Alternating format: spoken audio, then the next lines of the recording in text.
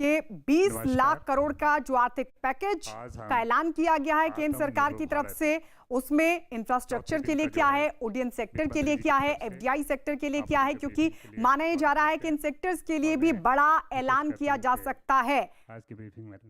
तो ये वो सेक्टर हैं जो इस वक्त मुश्किल दौर से गुजर रहे हैं और यहां पर भी लगातार राहत की उम्मीद की जा रही है, जिस उम्मीद को आज पूरा करने वाली है निर्मला सीतारमण। हालांकि आर्थिक पैकेज का ऐलान पहले ही हो चुका है, लेकिन इन सेक्टर्स के लिए कितना रखा गया है, कितना प्रावधान है, उस बारे में आज वित्त मंत्री निर्मला सीतारमण बताएंगी।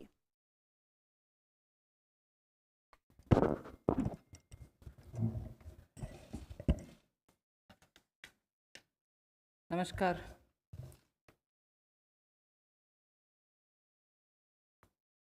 Today is the 4th day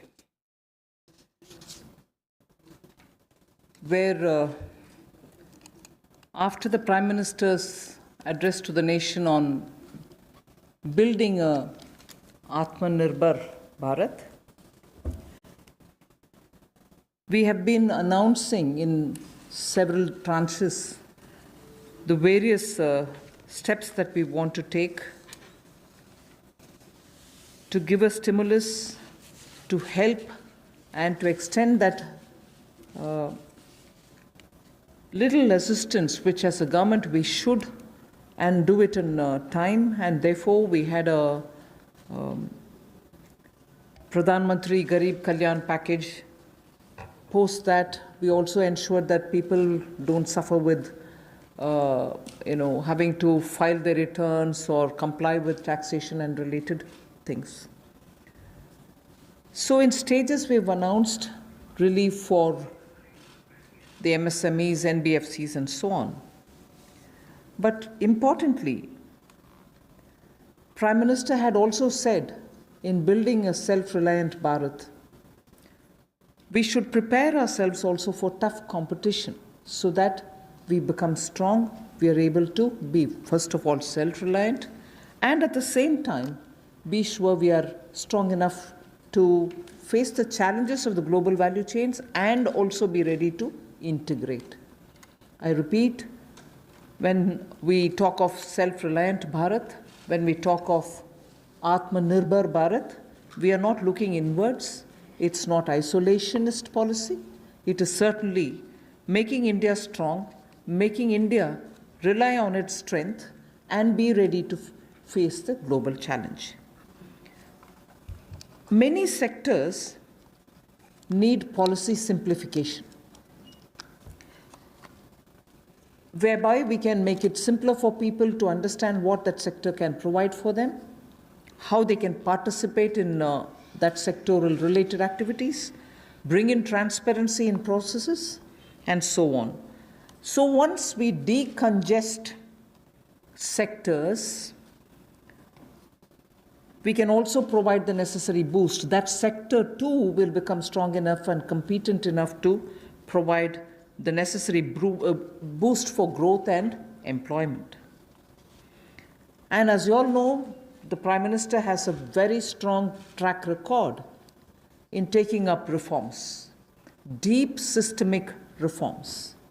I'll just highlight those reforms which are worth recalling. And on those reforms, it was public knowledge, and all of you all covered extensively the efforts that had gone to take everybody on board so that those reforms become everyone's reform. DBT, the direct benefit transfer. Today it's become very useful for us to be able to directly give money in the hands of people. GST, which had been pending for a very long time, all states were taken on board, and GST brought in one nation, one market.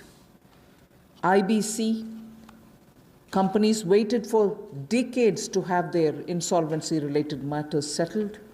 Limited success was felt through the various other programs, schemes which existed, SARFAESI or BIFR and so on. Then the several steps which were taken for ease of doing business so that India becomes an attractive destination for investment. You also had the public sector banks reforms not only just infusing some equity, but also making sure that they become professionally managed, although they are public sector banks, and performing well, but still they needed to have more professionalism. So that was also, and giving independence for them, because that's an area in which I would take extreme pride to say, between 2014 until today, you wouldn't have had one phone call going to any one of the banks saying, give this loan to my cousin or my whoever. No cronyism has been developed through the banks. Direct taxation reforms, Revenue Secretary is here. Most unexpected time, the country saw that a drastic step had been taken, drastic but in a favorable sense. Power sector reforms. Udai was a scheme which was brought in with a great sense of wanting to clean up that sector. It has its challenges, but it was a daring reform. Coal sector, and also water and irrigation. There are many such I can list, but Prime Minister Modi has been absolutely consistent in making sure reforms are taken up. So structural reforms are the focus of today's announcements. Today's announcements are focusing on structural reforms. The sectors in which these measures will be impacting are those sectors with these reforms which are going to be the new horizon for growth. And therefore, we see great potential in more investments which can be drawn with the reforms that we are announcing today.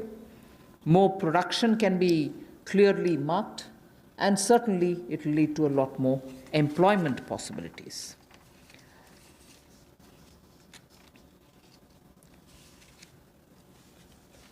We can actually start off with some preliminary slides before I go into talking about today's announcements, which will explain all the steps that we've taken in the recent past to make sure that investment come into this country and also make India a far more business-friendly destination. Before I go into that, it is important for us to recall that steps which have been taken earlier have been announced variously at different times. And because of the lockdown and because of COVID, I think time feels like as though it's been a long time since the budget was presented. It was only presented on 1st February. And just as soon as the finance bill got passed, the Parliament also had to very quickly close for the reasons of social distancing and so on. And just before February, we announced the National Infrastructure Investment Foundation, the fund that was launched. So, and therefore such steps have been taken. Clearly, these are the ones which are going to initiate a lot of things that we want to tell today, and also a lot of things that we want to do towards building an Atmanirbhar Bharat. So if we can go to the first slide. The policy reforms to fast-track investments.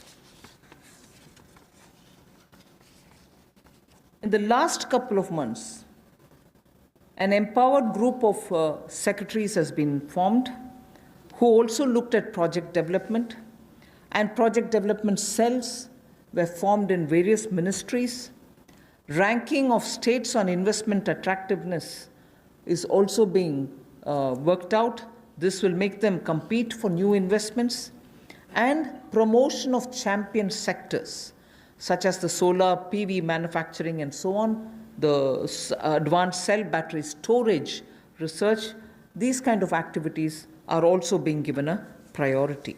So for an Atmanirbhar Bharat and for Make in India, such steps are crucial, and we want to make sure that efforts which have been taken clearly give us the confidence that Make in India, which was launched at least 3 years back, as an initiative to change the mindset of people, to bring in new ways of doing business, to make sure that India becomes attractive on its strength, are all being received very well.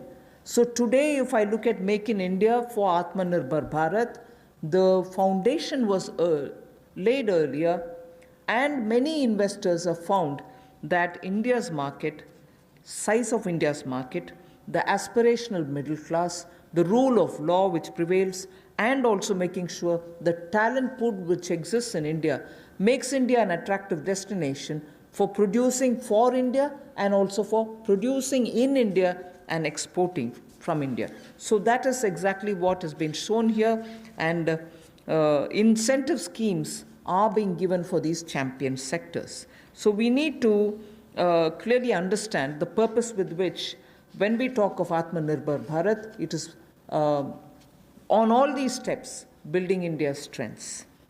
The next slide would show you that attempts and also efforts have already started for upgradation of industrial infrastructure. I'm saying all this because the reform steps that I'm going to announce will have all these also having a play in the various steps that we are announcing. Upgradation of industrial infrastructure is something which we need to talk about afresh, although industrial infrastructure, industrial land banks, and also clusters have been recognized long time back. But they're all somewhat being utilized, many of them lying unutilized.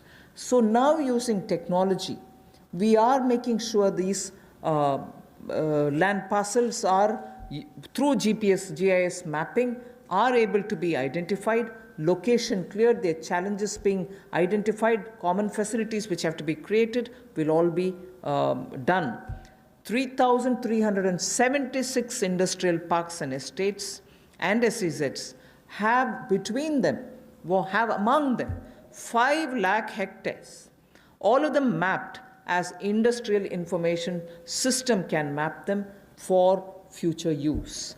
So this will be a part of the portal which we'll be running, so that it will be available for any future potential investor to say, I know land exists there, we can go set up a business there. In the meanwhile, the state government working with the center is going to provide all the common facilities. So all industrial parks also will get ranked by 2020-21, so that we know what is the level of readiness that they have and how ready they are for competition.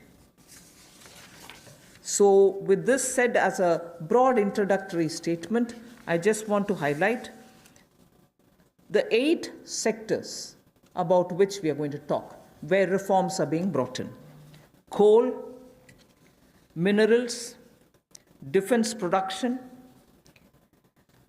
I read out separately the next 3, although they together contribute for flying, airports, and also aerospace related matters. Airspace management, airports, MRO, which is maintenance, repair, and overhaul. So those 3 all go over to the civil aviation area. Distribution companies in the union territories, power distribution companies in the union territories. Space sector, where ISRO and others have been flag bearers for India. Atomic energy.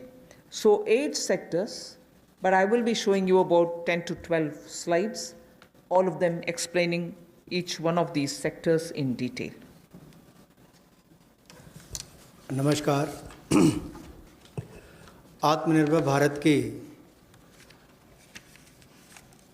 जो कल्पना माननीय प्रधानमंत्री जी ने हम सबके सामने रखी थी और 20 लाख करोड़ का पैकेज देश भर के लिए लाए थे, उसी कड़ी में आज चौथी प्रेस वार्ता में नए क्षेत्र कौन से हमारे विकास के लिए हो सकते हैं, उसको लेकर क्या बदलाव, क्या रिफॉर्म्स लाई जा सकती हैं, उसको लेकर आज हम आप सबके सामने आए हैं।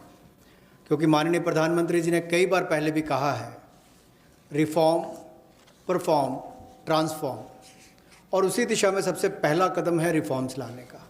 पिछले कुछ दिनों में एमएसएमई सेक्टर हो या एग्रीकल्चर सेक्टर हो, इनकी परिभाषाएं चाहे एमएसएमई की हो, ये एसेंशियल कमोडिटीज़ एक्ट की हो, एपीएमसी एक्ट की बात हो, इनको बदलने से ही इतनी पॉजिटिव बातचीत पूरे देश भर में हो रही है। एक सकारात्मक सोच इन दोनों वर्गों में देश भर के करोड़ों लोगों के बीच में चल रही है।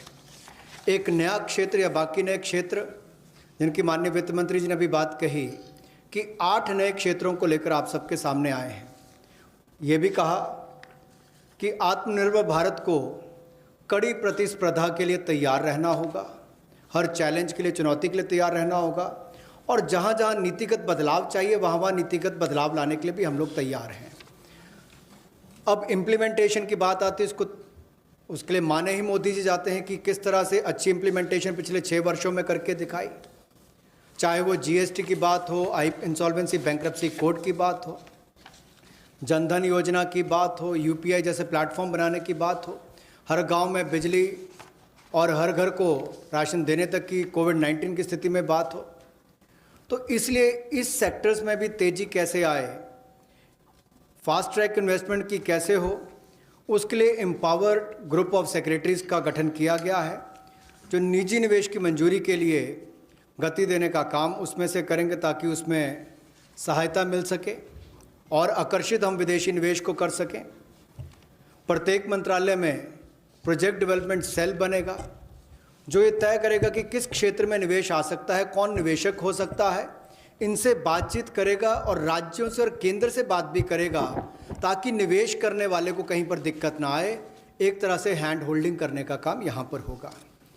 राज्यों की रैंकिंग भी होगी, उनकी कितनी अट्रैक्टिव पॉलिसीज़ हैं कि इन्वेस्टमेंट के लिए, यानी कि निवेश के लिए कितनी आकर्षित करने वाली उनकी योजनाएं हैं, उसके ऊपर डिपेंड करेगा उनकी रैंकिंग को।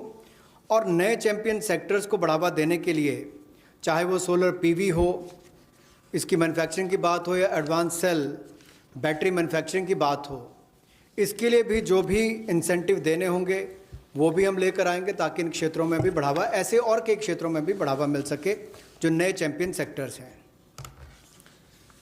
अब इंडस्ट्रियल इंफ्रास्ट्रक्चर की अगर बात करें, औद्योगिक बुनियादी ढांचे में उसके उन्नयन के लिए इस योजना को लाया गया है ताकि देश भर में जो लगभग 3,376 industrial park, industrial estate, SEZ, ये लगभग 5 लाख हेक्टेयर्स में फैले हुए हैं और इन सब की जानकारी आपको औद्योगिक सूचना प्रणाली यानी कि IIS पर मिलेगी, जिसकी GIS मैपिंग की जाएगी ताकि निवेश करने वाले को कोई दिक्कत ना हो। जो उसको बाद में दिक्कत आती थी ज़मीन से जुड़े मुद्दों को लेकर, वो भी दूर होगी। ज़मीन की उपलब्धता भी 5 लाख हेक्टेयर के लगभग जो इंडस्ट्रियल हमारे स्टेट्स हैं या हमारे पार्क्स हैं उनमें भी जो होगी उसमें उनको लाभ मिलेगा।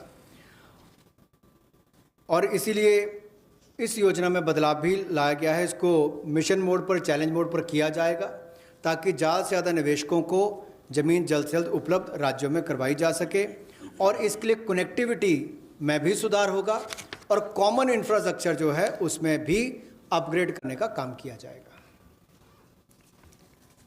The first of the 8 sectors that I want to speak about is coal. There are 4 slides all speaking about the various steps, but I will run through about all the 4, even though the sequencing may be a bit different. We are bringing in commercial mining in coal sector.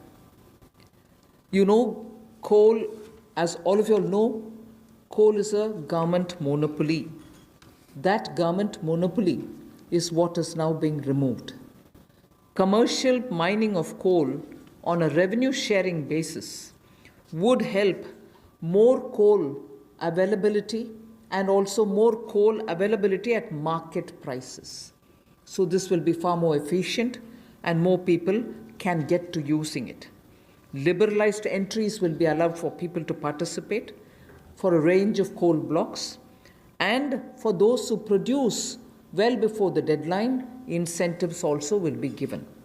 But let's first understand, if India, which is the 3rd richest or which has the 3rd largest and 3rd large valued coal availability in its mines, in untapped mines, meaning it has the 3rd valuable deposit of coal, and we still import coal, and we still sometimes feel that the energy sector is suffering because raw material is not available. So regulations are required, and this line you would recall I have said day before yesterday, I have also said yesterday, regulations are required when there is a shortage. But this country has got abundant coal, and we've been regulating it, suffocating it from producing ample quantity of coal which will be required by the industry. Economy can be benefiting from this kind of opening up. Of course, we are conscious that coal is not so environment friendly. So in order to have coal converted into gas, we are providing incentive so that coal is also used, but the environment commitments of India are honored, and we benefit from gasification of coal. And also the coal bed methane also will be auctioned, so that these coal beds which are with Coal India but untapped also can benefit the country. So the coal bed methane extraction also will happen through auctioning. 50,000 crores will be spent by Government of India for creating evacuation infrastructure, because after the coal is mined, brought to the pit head, you don't have enough right kind of infrastructure to have this coal, mined coal, evacuated from there. So 50,000 crores is being given to ensure that evacuation infrastructure is provided. So this is, in short, what is being done to bring in reforms in the coal sector.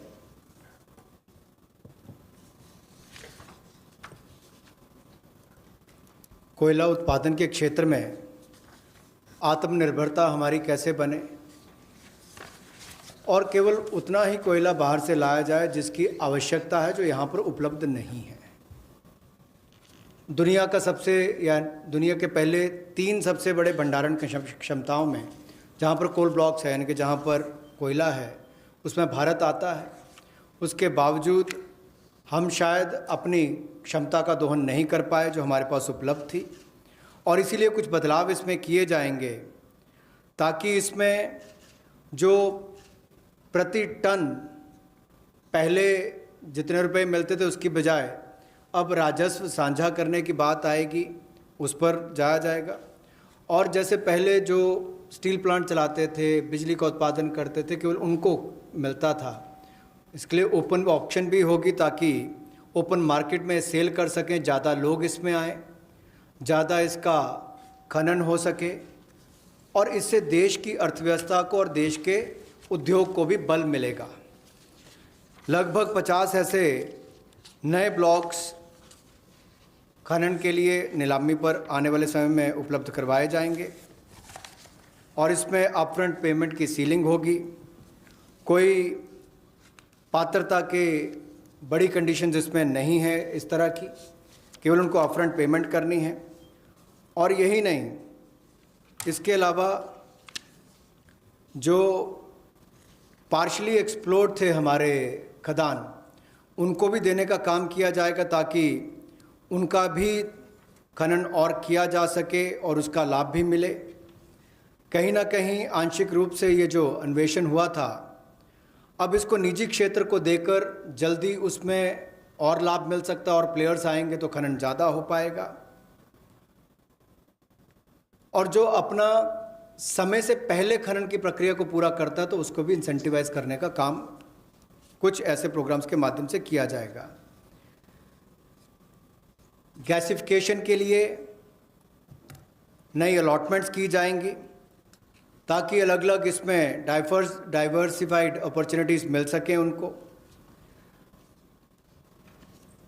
Revenue share में उनको rebate मिलेगा जो successful कोल bidders होंगे। और यही नहीं, इसके infrastructure के डेवलपमेंट के लिए, आधारभूत ढांचे के डेवलपमेंट के लिए लगभग 50,000 करोड़ रुपया खर्च होगा।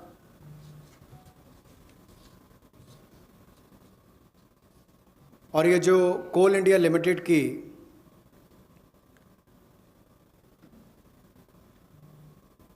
एनहांस्ड एवैक्यूएशन की हम बात करते हैं, एनहांस CIL जो कोल इंडिया लिमिटेड की जो खदानें हैं, उसके लिए भी कोल प्रोडक्शन प्राइवेट ब्लॉक्स को दी जाए, उसके लिए भी इसमें अवसर उपलब्ध होंगे।